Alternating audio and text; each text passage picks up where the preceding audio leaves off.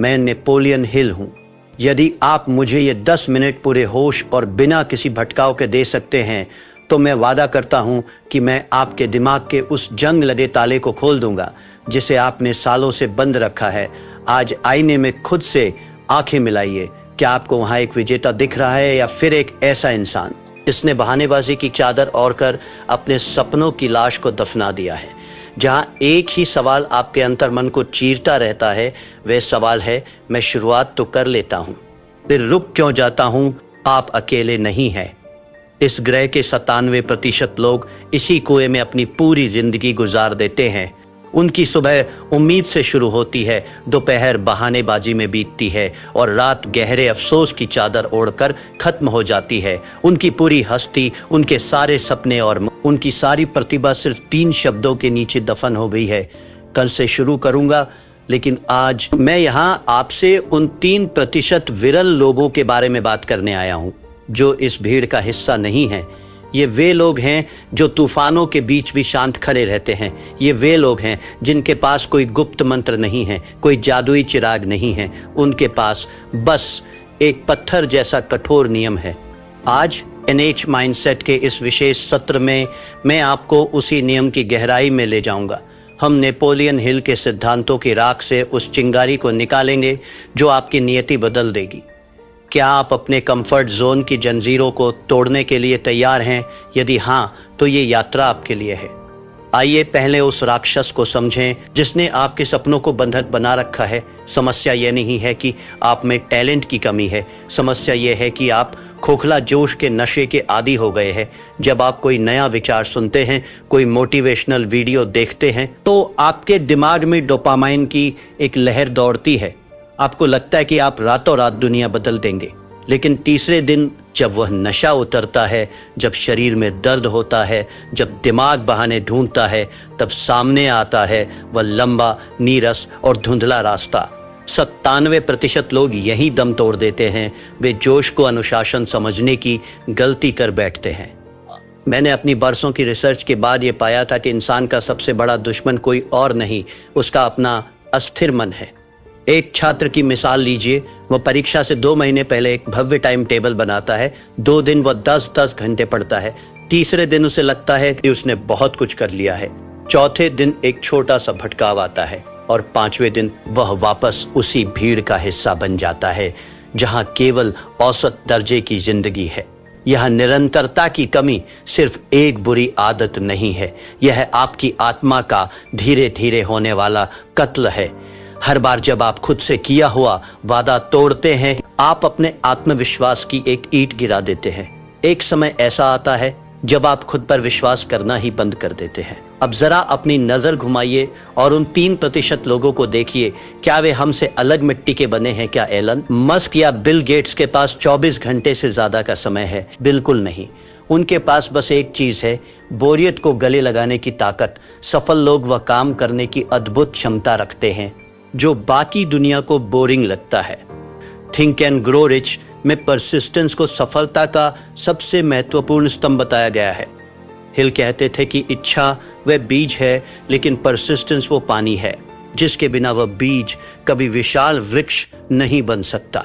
ये 3% लोग जानते हैं कि प्रेरणा एक धोखा है। वे प्रेरणा का इंतजार नहीं करते, वे अपनी प्रणाली सिस्टम पर भरोसा करते हैं। जब उनका मन कहता है कि आज रहने देते हैं, तो उनकी अंतरात्मा गरज कर जवाब देती है, यही तो वो क्षण है जहां मैं भीड़ को पीछे छोड़ूंगा। नेपोलियन हिल ने हमें जो विरासत दी है उसे मैंने 7 महासूत्रों में संकलित किया है।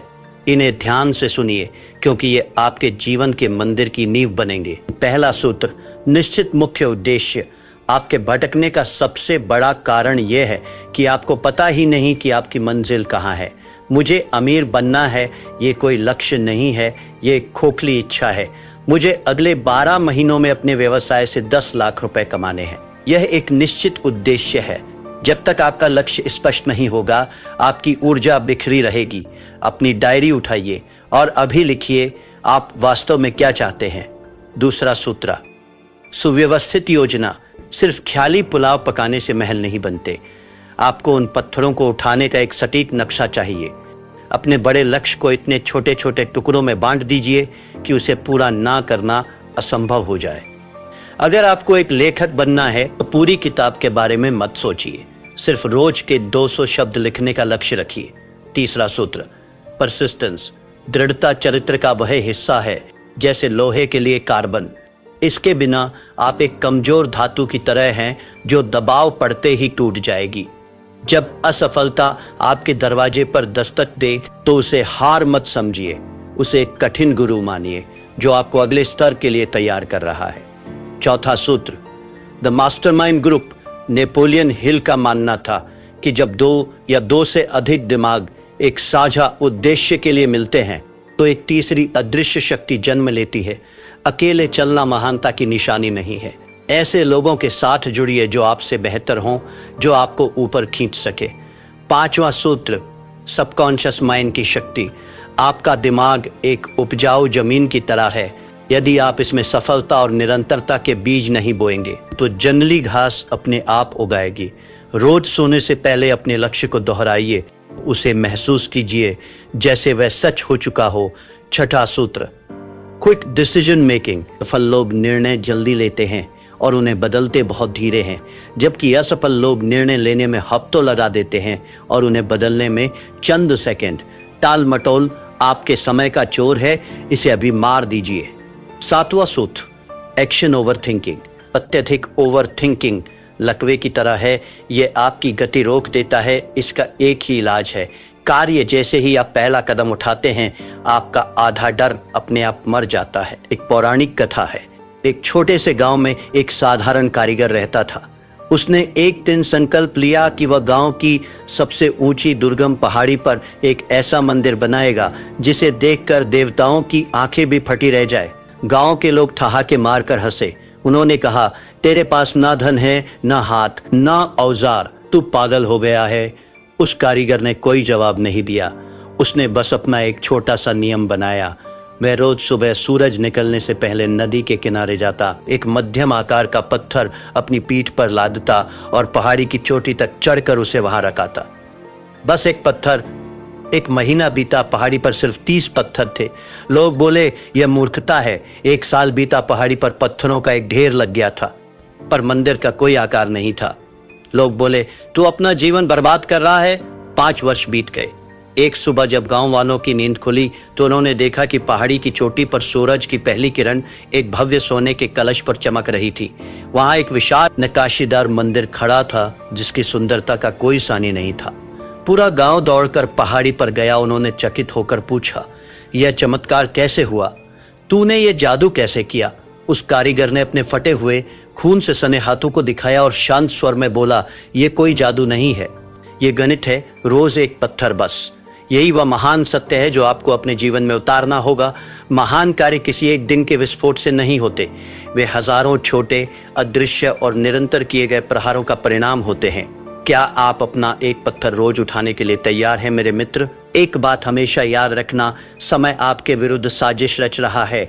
हर गुजरता हुआ दिन, हर टाला हुआ काम आपकी आत्मा का एक हिस्सा नोच कर ले जा रहा है। 97% लोग मृत्युशैया पर एक ही विचार लेकर मरते हैं, काश मैंने वह कोशिश जारी रखी होती। क्या आप अपने जीवन की अंतिम सांस इस काश के बोझ के साथ लेना चाहेंगे? यह अफसोस दुनिया के किसी भी शारीरिक दर्द से कहीं ज्यादा गहरा और कड़वा होता है। अनुशासन का वजन ग्रामों में होता है, लेकिन अफसोस का वजन टनों में होता है। चुनाव आपका है। नेपोलियन हिल ने अपनी एक और किताब में लिखा था कि अवसर अक्सर दुर्भाग्य या अस्थायी विफलता के वेश में आता है। आज जो आप असफलता महसूस कर रहे हैं, जो आलस से आपको रोक रहा है, वह वास्तव में आपकी परीक्षा है। जो इस परीक्षा को पास कर लेता है वही उस 3% की श्रेणी में खड़ा होने का हकदार बनता है। जीवन के विभिन्न क्षेत्रों में निरंतरता का प्रभाव, ये सिद्धांत केवल पैसों तक सीमित नहीं है, ये मानवीय उत्कृष्टता का सार्वभौमिक नियम है। धन के क्षेत्र में ये रोज की छोटी सी बचत है। अगर आप रोज 1% बेहतर होते हैं तो चक्रवृद्धि ब्याज, कंपाउंड इंटरेस्ट के जादू से आप साल के अंत तक 37 गुना बेहतर हो चुके होंगे। यह गणित का चमत्कार नहीं, निरंतरता का चमत्कार है। स्वास्थ्य के क्षेत्र में यह रोज की 10 मिनट की सैर है। एक दिन में कुछ नहीं बदलता, लेकिन 10 साल बाद यही 10 मिनट आपको बुढ़ापे में भी जवान बनाए रखते हैं। संबंधों के क्षेत्र में यह रोज की वो एक मीठी बात है, वह छोटी सी परवाह है। प्यार कोई एक दिन का उत्सव नहीं है, यह रोज की जाने वाली साधना है। आत्म विकास के क्षेत्र में ये रोज की 10 पंक्तियां पढ़ना है। एक साल में आप 365 पन्ने पढ़ चुके होंगे, यानी एक पूरी किताब का ज्ञान आपके भीतर समा चुका होगा। ये संघर्ष बाहरी दुनिया से नहीं है, ये आपके भीतर चल रहा एक गृह युद्ध है। आपका मन एक सॉफ्टवेयर की तरह है जिसे सुरक्षा और आराम के लिए प्रोग्राम किया गया है। वह आपको हमेशा रोकेगा। वो कहेगा आज सो जाते हैं, कल बहुत काम था, अभी मौसम खराब है। लेकिन आपकी आत्मा, वो दिव्य अंश जो आपके भीतर है, वह जानती है कि आप किस मिट्टी के बने हैं। वह जानती है कि आप अनंत संभावनाओं के मालिक हैं।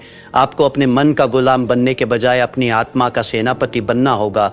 नेपोलियन हिल कहते थे कि मनुष्य का मस्तिष्क जिसे सोच सकता है और जिस पर विश्वास कर सकता है, उसे वह प्राप्त भी कर सकता है। लेकिन विश्वास केवल सोचने से नहीं आता, विश्वास कर्म से आता है। जब आप रोज अपना वादा पूरा करते हैं तो आपका दिमाग आप पर भरोसा करना शुरू कर देता है। अब वक्त है कोरी बातों को क्रिया, एक्शन में बदलने का। मैं आपको एक चुनौती दे रहा हूं, 90 दिवसीय परिवर्तन योजना। पहला चरण, 1 से 30 दिन आदत का निर्माण। इस दौरान अपनी चुनी हुई आदत को सिर्फ 5 मिनट दें। चाहे बाहर तूफान आ जाए, चाहे भूकंप आ जाए, वो 5 मिनट आपकी जिंदगी के सबसे पवित्र मिनट होने चाहिए। यहाँ आपका लक्ष्य परिणाम नहीं, बल्कि उपस्थिति दर्ज कराना है। 31 से 60 दिन, पहचान का बदलाव। अब आप केवल वह काम कर नहीं रहे हैं, अब आप वह काम बन रहे हैं। खुद से कहिए, मैं वह इंसान हूं जो रोज व्यायाम करता है, मैं वो इंसान हूं जो रोज पढ़ता है। आपकी पहचान बदलने लगेगी। 61 से 90 दिन, मोमेंटम का जादू। इस अवस्था में पहुंचते ही जादू शुरू होगा। अब आपको खुद को धक्का देने की जरूरत नहीं पड़ेगी। अब आप एक ऐसी ट्रेन की तरह हैं जो 100 मील प्रति घंटे की रफ्तार से दौड़ रही है। अब आपको रोकना नामुमकिन है। तो मेरे साथी यात्रियों, अब आप उस तिराहे पर खड़े हैं जहां से 2 रास्ते अलग होते हैं। पहला रास्ता वही पुराना और घिसा पिटा है 97% वाली भीड़ का, जहां बहुत आराम है, हजारों बहाने हैं और अंत में एक सड़ा हुआ बदबूदार अफसोस है। दूसरा रास्ता उन 3% विरल व्यक्तियों का है जहां शुरुआत में अकेलापन है, जहां पसीना है, जहां दर्द है, लेकिन जिसके अंत में अमरता और शिखर है। आपका दिमाग अभी भी आपके कान में फुसफुसा रहा होगा, कल से देख लेंगे भाई, आज रहने दे। उसे एक जोरदार मानसिक थप्पड़ मारिए, अपनी आत्मा की आवाज सुनिए, अपनी डायरी उठाइए और आज इसी वक्त अपने मंदिर का पहला पत्थर रखिए। याद रखिएगा, इतिहास उन्हें याद नहीं रखता जो शुरू करते हैं, इतिहास उन्हें याद रखता है जो खत्म करते हैं। आज का यह दिन फिर कभी वापस नहीं आएगा। यह सूरज कल फिर उगेगा, लेकिन क्या आप वही पुराने इंसान होंगे या एक नया व्यक्तित्व? अगर आप उस 3% के क्लब में शामिल होने का अटूट फैसला कर चुके हैं तो कमेंट सेक्शन में अपनी आज की तारीख लिखिए और पूरे गर्व के साथ टाइप कीजिए, आई एम रेडी। ये आपका खुद से किया हुआ पहला सार्वजनिक वादा होगा। उठिए, अपने भविष्य की नींव रखिए और याद रखिए, यहाँ हम सिर्फ बातें नहीं करते, हम मानसिकता बदलते हैं। मेरे पास जो 10 मिनट आपने गिरवी रखे थे, उनका समय अब पूरा हो रहा है। मैंने आपको वह चाबी सौंप दी है जिसे ढूंढने में लोगों की पूरी जिंदगी बीत जाती है। लेकिन याद रखना, चाबी सिर्फ रास्ता दिखाती है, दरवाजा आपको अपने कंधों से तोड़ना होगा। अगर आपकी रगों में अब भी वो खोखला जोश नहीं, बल्कि सफल होने की एक ज्वलंत इच्छा दौड़ रही है, तो इस चैनल को अभी सब्सक्राइब कीजिए, क्योंकि NH माइंडसेट कोई मनोरंजन का चैनल नहीं है। यह उन 3% लोगों का गुप्त किला है जो अपनी किस्मत खुद लिखना जानते हैं।